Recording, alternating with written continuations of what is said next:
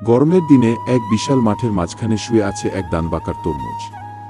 চারপাশে শুধু সবুজ লতা আর ছোট ছোট আরও নানা ফল। এটা ছিল এক বিশেষ রাজ্য, ফলের রাজ্য। এই রাজ্যের সব ফল সুস্থ সবল থাকত একদল ক্ষুদ্র ডক্টরের কারণে। তারা ছিল ছোট ছোট পিঁপড়ের মতো দেখতে, কিন্তু মাথায় ছিল সাদা টুপি, হাতে ছোট ছোট স্টেথোস্কোপ। সবাই মিলে ডাকে তাদের ডক্টর টিম।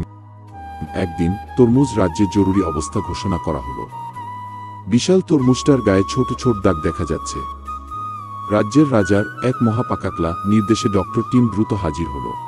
এটা তো রোদে বেশি সময় থাকার কারণে পানি শূন্য হয়ে যাচ্ছে। ডক্টর আঙুর তাড়াতাড়ি তার নোটপ্যাড বের করে বলল, আমাদের তরমুজকে শীতল রাখতে হবে, তাড়াতাড়ি একে ছায়ায় নিয়ে যেতে হবে। ডক্টর তেঁতুল এক বালতি মিষ্টি পানি নিয়ে এল এবং ধীরে ধীরে তরমুজের গায়ে লাগান। এতে করে তরমুজ একটু সতেজ হলো। এদিকে অন্যদিকে আরও বিপদ। ছোট ছোট পেঁপে, কমলা আর আপেলগুলোও একটু দুর্বল লাগছে। ডক্টর পেয়ারা তাদের ভিটামিন জুস দিয়ে বলল, এই নাও, তোমাদের শক্তি ফিরিয়ে নাও।